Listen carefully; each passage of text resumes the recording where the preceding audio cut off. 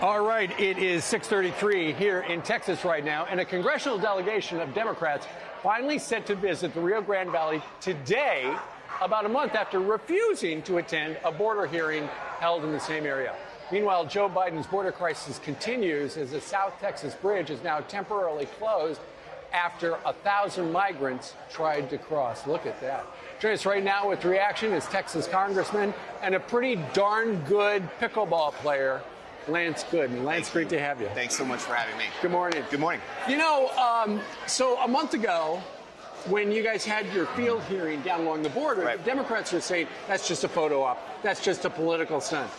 Okay, what are the Democrats doing? I mean, they're full of political stunts, and anything we do with real strong desires to make change is accusatory from them. We went to Manhattan on Monday. They said we were there for a political stunt. Today, they're going to the border. They won't even admit that there's a problem. Secretary Mayorkas said this week that the border's secure. The border can't be secure while thousands of migrants are crossing every day. You know, I've been talking to a lot of the folks here at Courtside Kitchen, America's favorite pickleball court now after today's show. And it seems like, aside from the economy, the border is the #1 issue with all the people who are here because it impacts them not only the fentanyl crisis, which is taking its toll, but just also about so many migrants to get across the country. They got to come through your state first. You know, Democratic strategists know that this is a serious issue around the country, that it's growing, and that's why Democrats are starting to make these trips. I heard in a hearing 2 days ago where we were marking up the border security bill that's going to hit the floor of the House next month. Democrats were finally saying, yeah, we've got an issue. They don't really agree with us on how to fix it, but they're waking up to the political realizations across the nation. Speaking of political, it is 2023, but 2024 is around the corner. You made news this week because you met with Ron DeSantis, governor of Florida, and then the next thing you know, you're endorsing Donald Trump. Well, listen, Donald Trump is the one to take us to the promised land. I believe that Donald Trump has shown this nation what he's all about.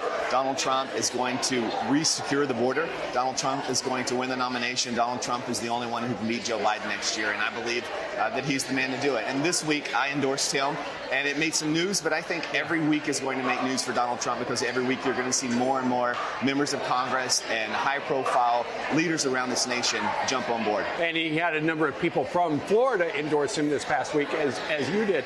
And I know that, you know, a lot of Republicans are confident at this point, if the election were held today, but it's not. Right. If the election were held today, Donald Trump would win the nomination.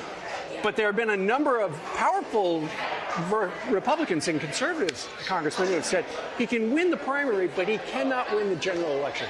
Why are you confident he could win the general? Well, I learned a long time ago to not bet against Donald Trump. I'm going to admit something that I've never admitted, but the day he went down that escalator, I was a little skeptical. The next year, he is my president. And fast forward to right now, there are people that did not think he would even be in a position that he's in now.